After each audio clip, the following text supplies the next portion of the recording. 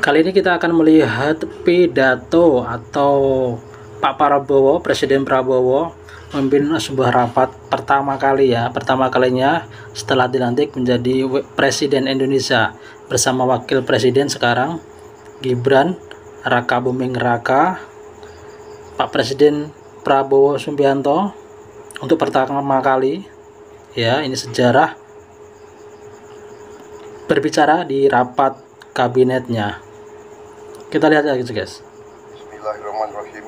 Assalamualaikum warahmatullahi wabarakatuh. Selamat siang, salam sejahtera bagi kita sekalian. Shalom, Om Swastiastu, Namo Buddhaya, salam kebajikan, rahayu rahayu. Saudara-saudara sekalian, para anggota Kabinet Merah Putih yang saya hormati dan saya banggakan, Wakil Presiden yang saya hormati, para Menko, Ketua Dewan Ekonomi Nasional, para Ketua Badan, Panglima TNI, Kapolri, Jaksa Agung yang saya hormati, Kepala BIN. Saudara-saudara sekalian, sekarang saya kira adalah suatu momen bersejarah. Ini adalah sidang kabinet paripurna pertama yang saya pimpin. Kabinet yang kita sepakati, kita beri nama Kabinet Merah Putih untuk menjadi suatu simbol persatuan, simbol kebersamaan, simbol kebangsaan. Saya terus-menerus sudah beberapa tahun ini maju ke hadapan rakyat Indonesia, pada semua pemimpin politik, pemimpin masyarakat, pemimpin agama, pemimpin usaha. Saya terus-menerus menekankan pentingnya persatuan, sumber kunci keberhasilan kebangkitan suatu bangsa dalam sejarah manusia berabad-abad. Kuncinya adalah bila elitnya bisa kerjasama, bila elitnya bersatu. Persatuan ini artinya adalah kita bisa sepakati mana adalah kepentingan nasional yang inti, mana adalah kepentingan nasional yang vital bagi kelangsungan hidup bangsa kita. Kita masing-masing punya kepentingan politik masing-masing, kita masing-masing punya kepentingan kelompok masing-masing. Tapi manakala kita sudah bicara tentang bangsa dan negara, kita harus sepakati kepentingan nasional yang vital. Saya meyakini bahwa kepentingan nasional vital kita tentunya harus kita sepakati adalah kemerdekaan dan keutuhan NKRI, keutuhan Negara Kesatuan Republik Indonesia. Dan untuk amin keutuhan dan kelangsungan hidup Negara Kesatuan Republik Indonesia, kita harus dengan handal, dengan cerdik, dengan pandai bisa menjaga dan mengelola kekayaan bangsa kita. Hanya apabila kita bisa menjaga dan mengelola dengan baik semua kekayaan kita, hanya dengan demikian kita bisa memberi pelayanan kepada rakyat kita. Kita bisa memberi kebutuhan hidup rakyat kita. Kita bisa membayar segala keperluan suatu negara modern, dan diantaranya tentunya adalah menjamin kedaulatan bangsa. Saya ingatkan saudara-saudara sekalian, jangan sampai kita lupa dengan Undang-Undang Dasar kita sendiri.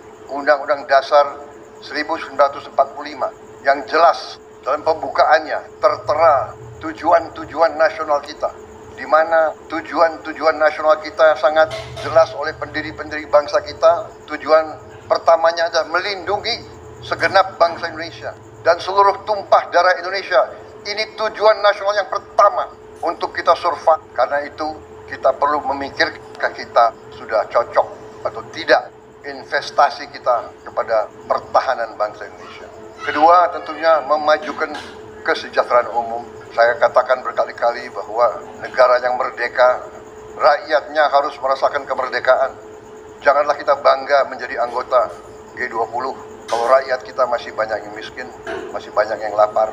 Mencerdaskan kehidupan bangsa mutlak, pendidikan bagi kita adalah prioritas yang sangat tinggi. Saya kira ini terlihat komitmen kita kepada pendidikan. Kalau tidak salah, alokasi kita dalam anggaran 2025 untuk pendidikan salah satu tertinggi mungkin selama sejarah kita. Untuk pertama kali kita sudah 25%. 20. Jadi masalah pendidikan sangat utama. Ya tentunya tujuan nasional keempat, kita juga hadir dalam pergolakan ataupun interaksi dunia, di mana kita harus selalu membela kemerdekaan bangsa-bangsa. Dan karena itu Mau tidak mau Indonesia harus kuat. Saudara-saudara sekalian, dalam hal ini semua ada beberapa penekanan dari saya. Saya paham bahwa kita baru dilantik, saya saja baru 3 hari, saudara-saudara baru 2 hari dilantik. Dan saudara-saudara, saya persilahkan secepat mungkin, terutama bagi menteri-menteri yang baru, silahkan konsolidasi sendiri, mengatur sendiri secepat mungkin administrasi saudara dan tim saudara di kementerian dan badan masing-masing. Penyusunan tim sangat penting. Tim yang baik, tim yang bisa kerjasama akan memudahkan kita mencapai target-target yang kita tentukan. Saudara-saudara, saya sangat mengutamakan kerjasama sebagai tim. Untuk itu, dalam waktu dekat akan mengajak saudara-saudara ke Magelang, di mana kita akan melaksanakan beberapa hari menambah pembekalan. Kemudian kita akan adakan koordinasi di Magelang, Jawa Tengah, di kawasan Akademi Militer. Hal itu saya nilai bahwa akan membawa banyak manfaat, karena sesungguhnya lahirnya Republik kita memang proklamasi di Jakarta, tetapi ujian proklamasi berada di daerah-daerah di mana pejuang-pejuang kita melaksanakan perebutan kemerdekaan secara fisik, dan daerah Magelang merupakan suatu sentra perlawanan kita terhadap penjajah mulai ratusan tahun, dikenal sebagai daerah perjuangannya Pangeran Diponegoro di antara 5 gunung.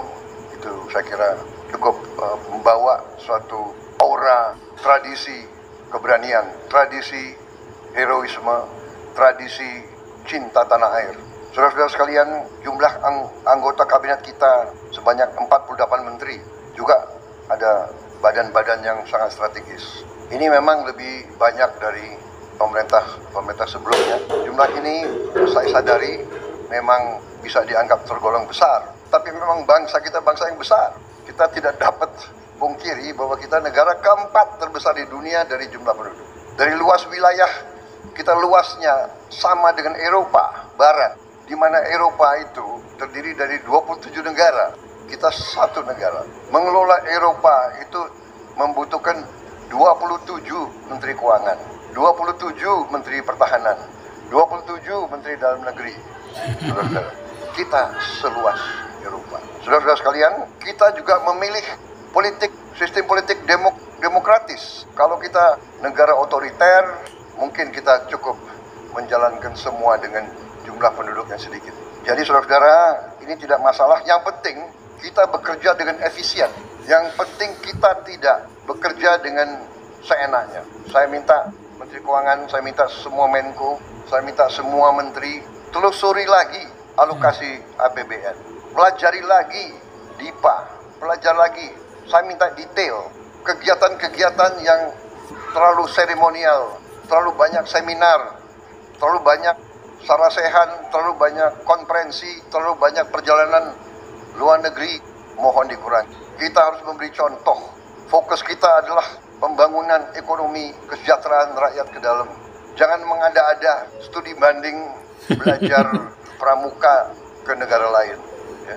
Saya minta efisien. Saudara-saudara, kalau saudara perhatikan dalam pemerintahan yang saya bentuk, saya perkuat kepala staf kepresidenan. Saya perkuat itu, saya ada tambah lagi badan pengendalian pembangunan dan investigasi khusus. Tugas mereka adalah memonitor semua program, semua proyek yang kita akan lancarkan. Saya juga membentuk suatu badan baru, Badan Percepatan Pengentasan Kemiskinan.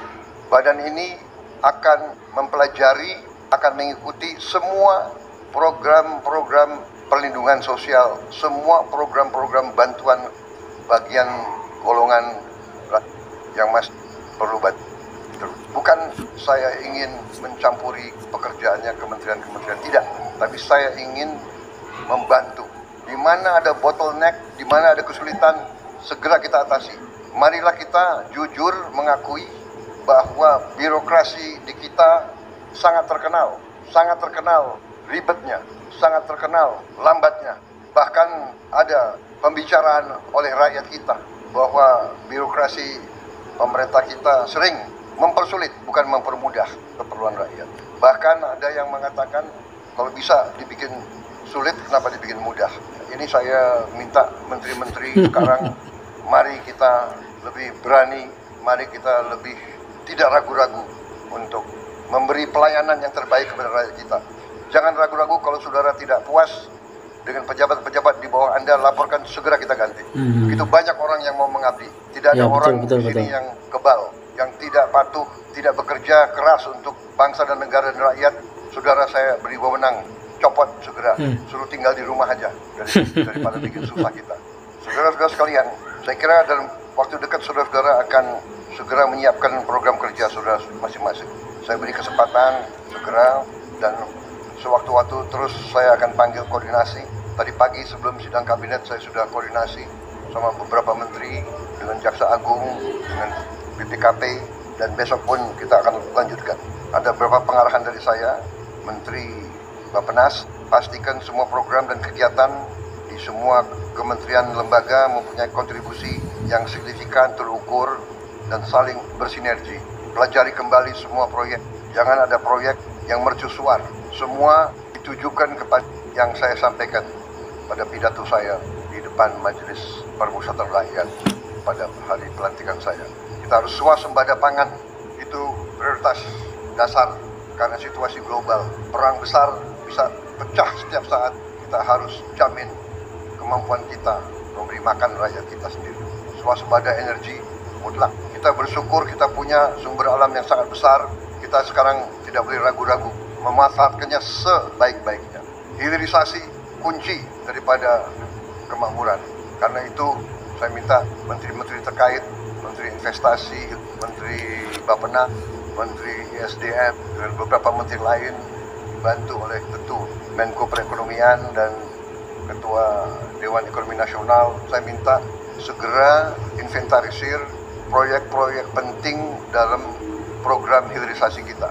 26 komoditas, proyek-proyek yang vital dalam 26 komoditas tersebut yang harus dihilirisasi segera dirumuskan, bikin daftar, kita segera mencari dana sehingga kita bisa mulai hilirisasi dalam waktu yang sesingkat-singkatnya. Kemudian program makan bergizi, Kepala Badan Gizi Nasional dan semua KL untuk siapkan segera kita mulai dengan bergerak cepat, tepat sasaran, terukur, tapi jangan takut dengan kesulitan. Saya masih mendengar beberapa tokoh meragukan kemampuan kita untuk melaksanakan itu. Saya tidak katakan bahwa ini bisa selesai dalam 1 minggu, 2 minggu, atau 3 bulan. Tidak ada di antara kita yang punya tongkat Nabi Sulaiman. Tapi kita bisa berhitung, kita bisa mengelola, kita bisa alokasi dana, kita bisa kerahkan sumber daya. Dan kita akan mencapai target yang kita tentukan. Saya hakul yakin, saya pertaruhkan kepemimpinan saya. Bagi saya, makan bergizi untuk anak-anak dan ibu hamil ini adalah strategik. Yang tidak mendukung hal ini, silahkan keluar dari pemerintah yang saya pimpin. Kita satu tim, harus yakin semuanya. Ini bagian daripada rencana kebangkitan bangsa Indonesia. Dan sesudah itu, tentunya yang saya katakan pendidikan sangat mutlak. Saya sudah panggil Menteri Pendidikan Tinggi, Sains dan Teknologi, dan Menteri Pendidikan Dasar Menengah. Kita sudah mempunyai gambaran besar bagaimana kita segera akan menyentuh semua anak-anak kita. Kita akan gunakan teknologi untuk mempercepat membawa pendidikan kepada anak-anak kita. Dan ini sesudah itu tentunya kesehatan juga penting. Demokratisasi yang paling cepat, yang paling dirasakan oleh rakyat adalah pendidikan dan kesehatan. Kalau kita bisa memberi pendidikan yang terbaik untuk anak-anak kita, kesehatan yang memadai untuk seluruh rakyat kita, itu adalah demokrasi yang sebenarnya. Itu dah guys ya, sedikit dari pidato atau rapat yang diadakan oleh Presiden Prabowo beserta wakil juga di jajaran kabinetnya sebelum berangkat ke Magelang untuk mengadakan semacam pelatihan di sana ya guys, para menteri guys.